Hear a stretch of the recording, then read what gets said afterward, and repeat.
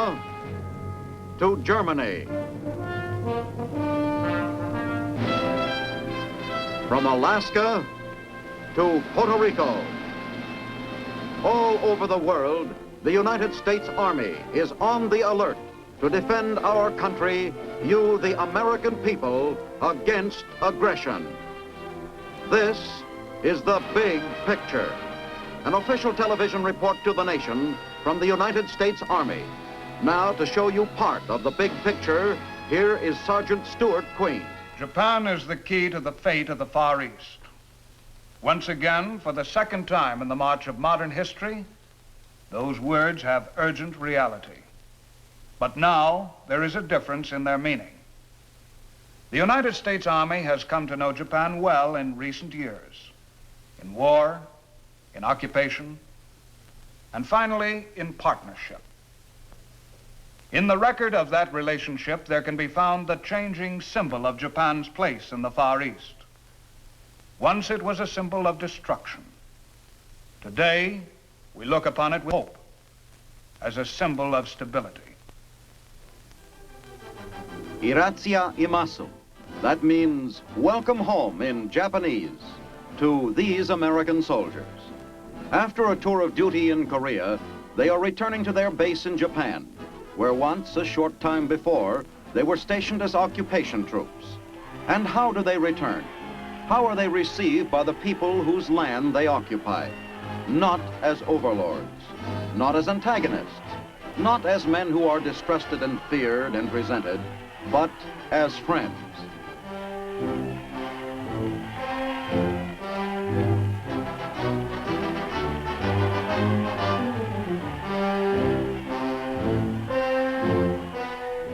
The military occupation of Japan is long since over now, but this is its proof. It was an occupation without precedent in the history of the Orient, and its results are likewise unparalleled. A strong, active friendship grows out of old enmities. A bond of mutual trust and goodwill ties together the people who once were the victors and those who were the vanquished. Iratsia imasu. Said with warmth and feeling, it is a welcome that would thrill any soldier. It's a different kind of reception from the fall of 1945, when the Americans marched through the streets of Japan while the Japanese people huddled silent and frightened by their bombed-out houses. There were no cries then of welcome on their lips, and in their faces there was no sign of friendship, only fear and apprehension. How could this picture change so completely in a few years' time? What accounts for the difference? It is the difference between this, which was Japan at the end of the war, a defeated nation lying in ruins, its land gutted and scarred, many of its old modes of life uprooted, hundreds of thousands of its people lost.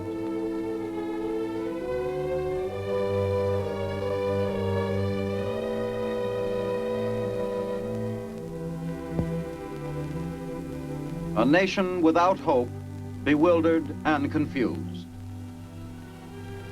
And this, the Japan which stands today, a nation rebuilt after the years of American occupation, rededicated to democratic pursuits and realigned in friendship with the West.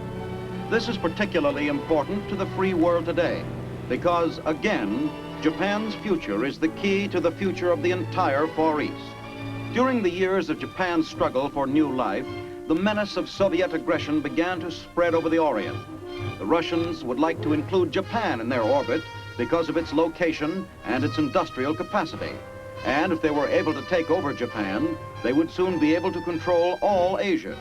Toward this end, the communists in Japan have employed their usual tools of dissension and discord.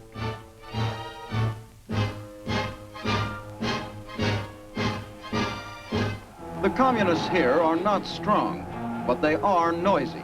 They have tried to undermine Japan's security by promoting hatred of Americans.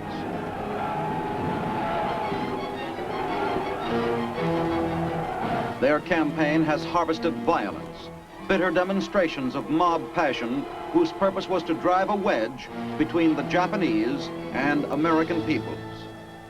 But in spite of the most serious efforts of the communists, Japan's ties with the United States remained strong. Those ties, made of respect and trust and cooperation, started building immediately in the occupation, when the Japanese first met the American forces and learned their purpose. They found that instead of coming as conquering masters to their homeland, the Americans came instead as friends to help the Japanese clear new paths toward peace and prosperity.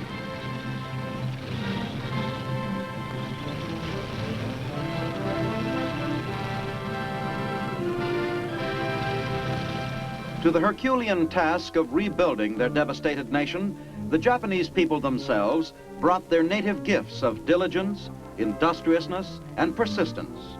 With a devotion that matched that of any people in the world's history, they labored hard to remove the evidences of war from their beloved land.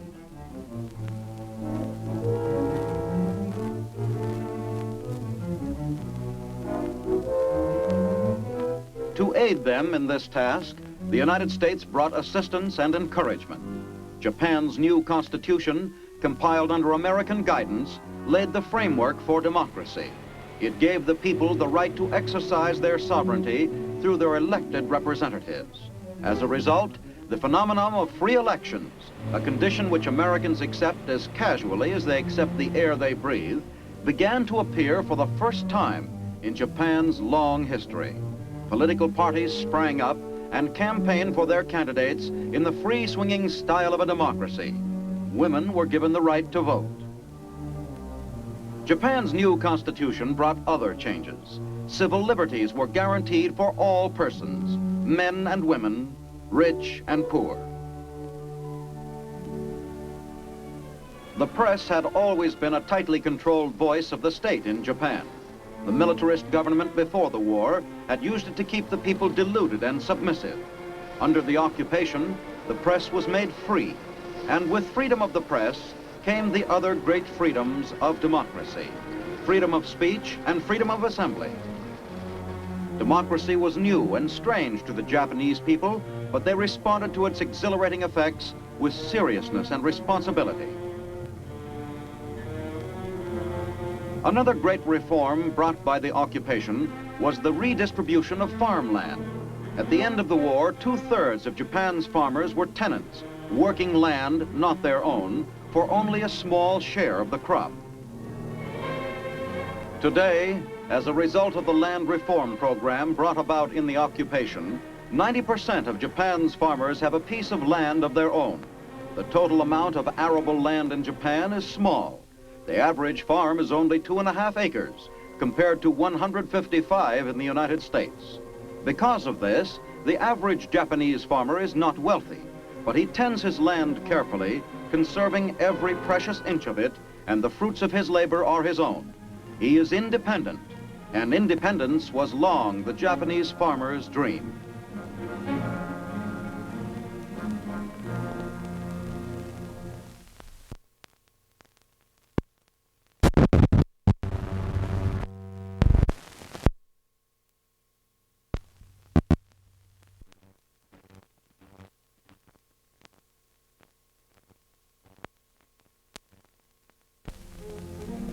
To help rebuild Japan, the United States supplied help in tangible form, as well as political and economic guidance.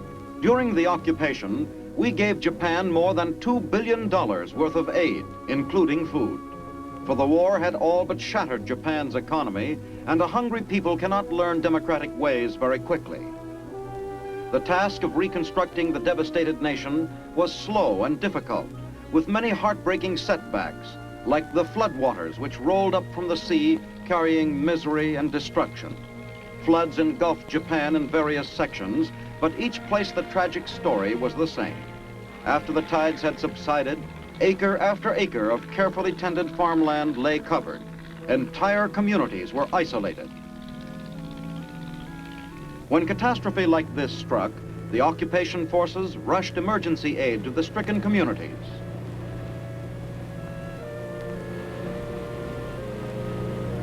The Army's Medical Corps assumed the task of pushing through whatever obstacles it could to deliver needed personnel and equipment. Nurses and doctors to care for the sick,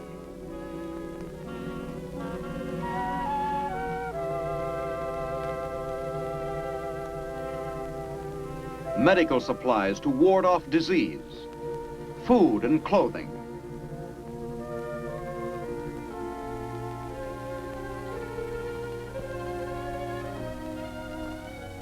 Under the stimulus of American aid, Japan's industry began to revive, slowly at first, and often literally from scratch.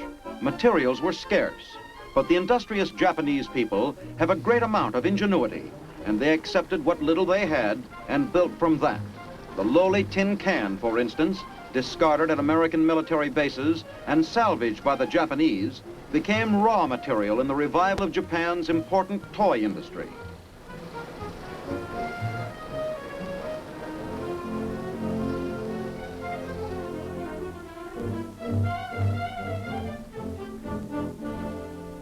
The sea has always been an important source of Japan's food supply, and since ancient times, her fishing fleets have been her greatest industry. In normal times, her fishermen bring in 1/4 of the world's fish products, but the end of the war found almost half the fleet sunk or out of commission, and what was left was in harbor for lack of fuel and equipment. Occupation authorities put fishing high on the list of industries needing help. And once more, the coastal waters around Japan are filled with vessels, carrying fishermen who comb the sea for one of the most important staples in the Japanese diet.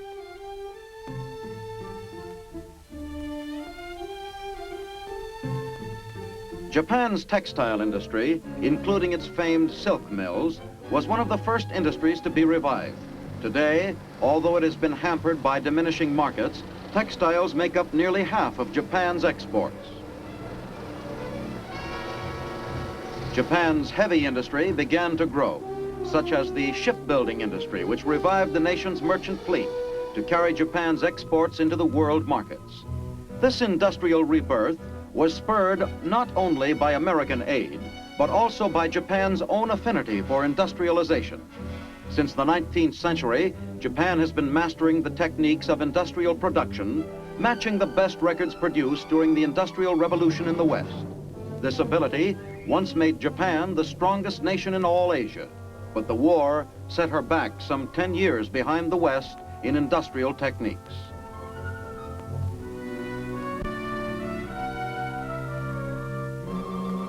She suffered from old plants and equipment and lack of contact with technical advances elsewhere in the world. But with American help, she started to catch up. Not only government help, but private American investment as well has helped Japan in this effort. Some of the United States' leading industrial enterprises, encouraged by investment incentives, have developed a private technical assistance program which is aiding Japan immeasurably. And once again, Japan is ahead of every other nation in Asia in knowledge of mass production methods.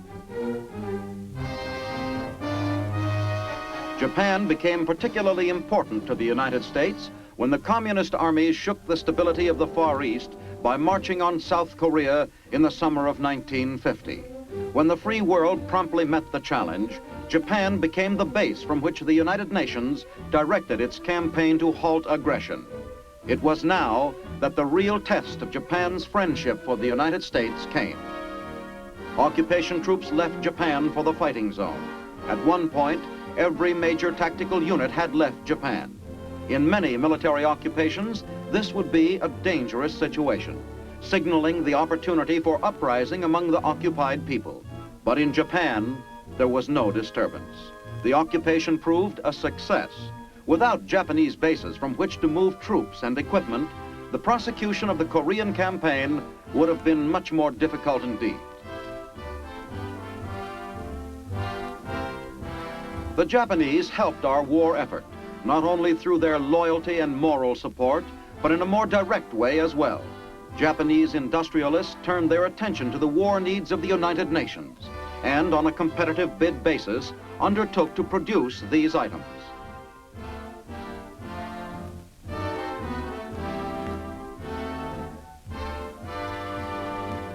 Their factories turned out equipment of all kinds for the fighting troops of the United Nations.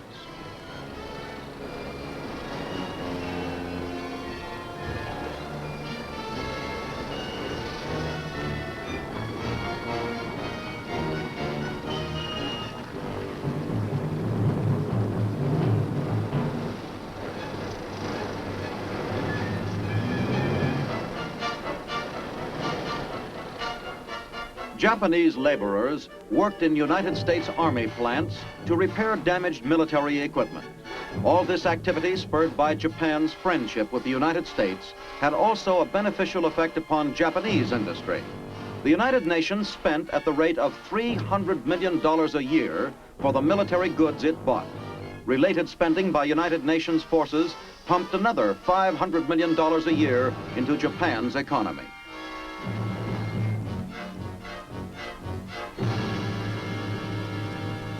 Over the last few years, the Japanese people have had occasion to meet many Americans, high-ranking representatives of the United States from all walks of American life.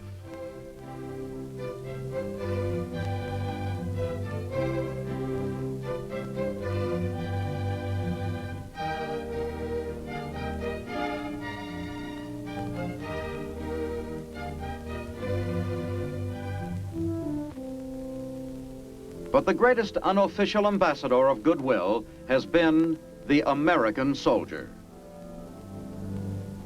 Since the very beginning of the occupation, he has been in direct contact with the Japanese people themselves.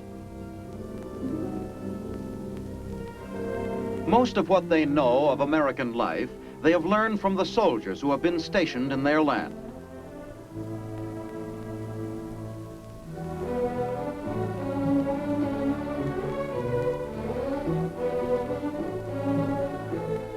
The association was not always simple. There were many barriers to complete understanding, particularly language and cultural ones. But both the Japanese citizens and the American soldiers put their hearts into it, and it is out of their association that the friendship between the two countries derives much of its strength. It is with the children of any foreign country that the American soldier first makes friends, and Japan was no exception.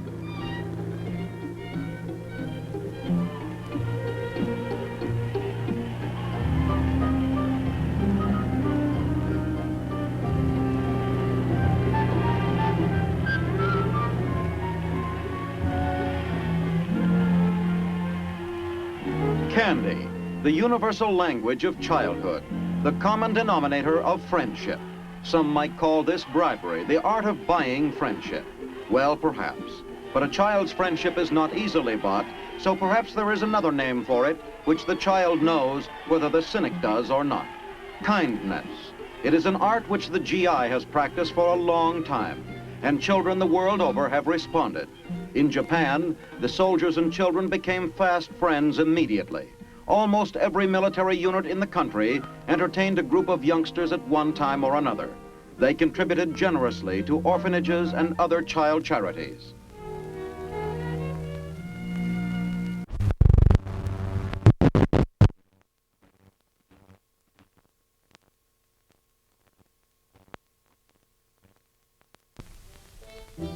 The American soldier did not set out consciously to be an ambassador, even an unofficial one. All he had in mind was to enjoy himself as well as he could away from home, to take advantage of all the opportunities for enjoyment that the scenic land of Japan offered. Not everything in this strange culture was easy for him to understand. The Shinto religion, for instance.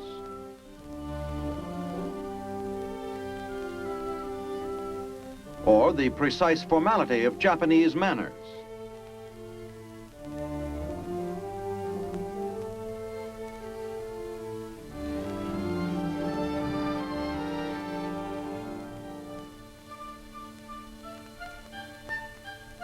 But the soldier didn't have to understand it all to appreciate it. And in his appreciation of the things Japan had to offer, he earned the goodwill of the Japanese people, as well as finding pleasure himself in the enjoyment of new experiences.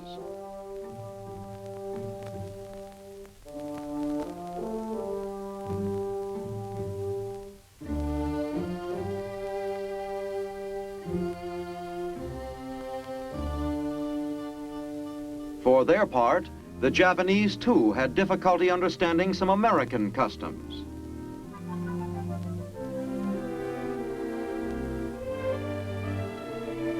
But through exhibitions staged by the American forces, country fairs, for instance, where American landmarks were represented, the Japanese learned a great deal about the United States. Replicas of American institutions enabled them to learn something of its government. They were fascinated in their discovery of its political history.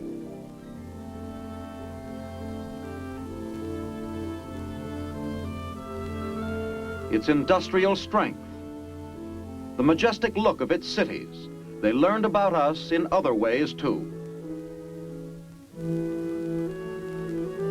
Customs and traditions which for ages have appealed to children of the West had an impact on children of the East. The Boy Scout movement, always popular with Japanese youth, deteriorated during the war years, but its revival after the war found the same kind of popularity with the new generation of Japanese boys.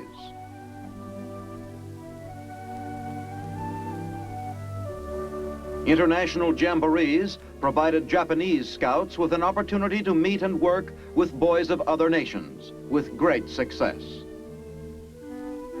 It is among the youth that Westernization has a particular appeal in Japan.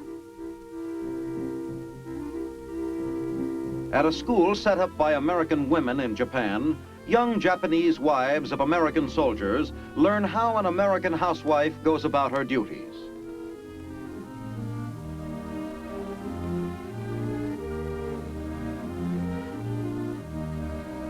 It's not that one system is better than the other, but there are areas of great difference between the Japanese and the American way of baby tending, cooking, and many other activities.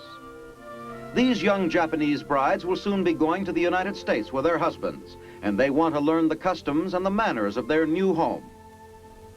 In the steady forging of friendship between the two peoples, the Japanese and Americans have done more than sample each other's cultures. They have participated together in many activities. Their youth have met on the field of sports, a good proving ground for any friendship. Swimming meets are a particular favorite, drawing great crowds of spectators, Americans and Japanese alike. Traditionally, both nations produce top swimmers, and they delight in bringing their best representatives together to play aquatic games.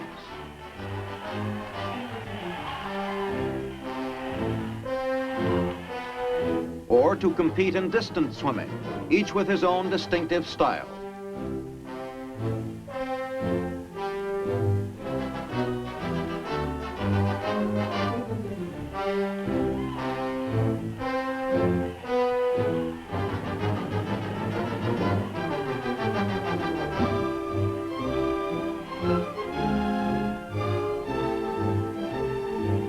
Competition in sports, in itself, is not perhaps a solid enough base upon which a structure of international friendship can be built, but it helps.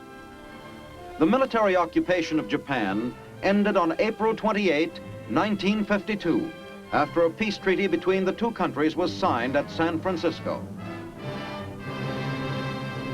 American troops are still in Japan today as defense troops, training instead of performing occupation duties.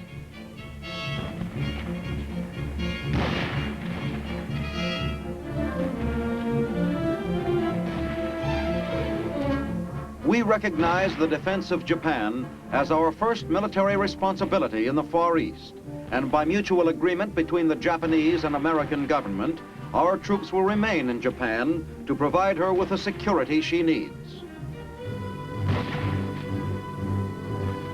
Japan lies perilously close to both Russia and Communist China, and the American troops in Japan are closer than any other forces to the Iron Curtain which hides Soviet ambitions. So, in a very real sense, these troops are poised on the front lines of the free world's defenses, for there is little doubt that Japan figures prominently in long-range Soviet plans.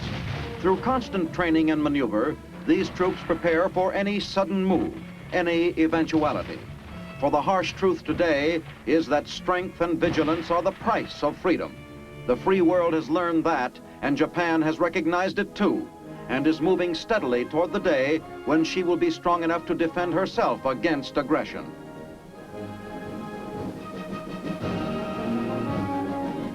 Japan has a national security force of 110,000 men, made up of police and constabulary troops who were trained during the occupation. This force will be expanded in the future and, with American help, equipped with heavy weapons. Picking her way carefully through the mistakes of recent history, avoiding the excesses that led once to catastrophe, Japan is taking on the responsibilities that go with freedom. Japan's historic and colorful past is important and meaningful to the Japanese nation today, for out of that past has come the folklore, the traditions and beliefs which mold a national character.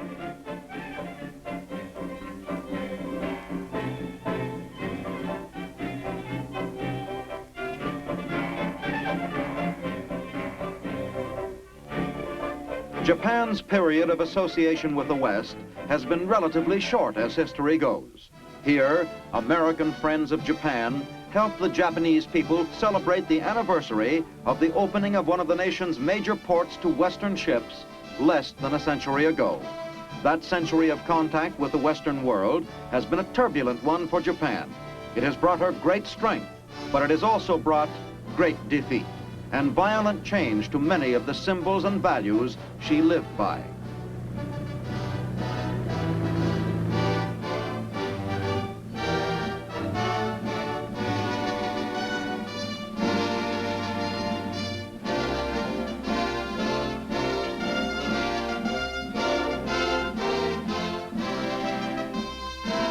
But out of it all, there is emerging today a new Japan, with traditions still rooted in its national past, but with its future tied to the fortunes of the West.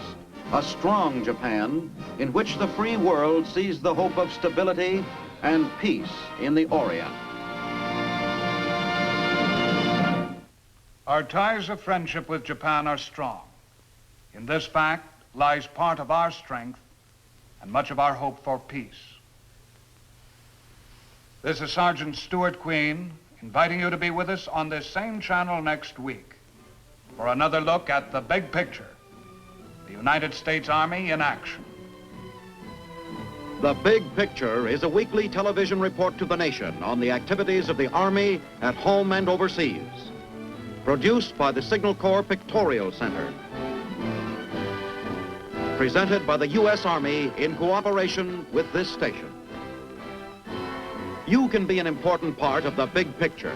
You can proudly serve with the best equipped, the best trained, the best fighting team in the world today, the United States Army.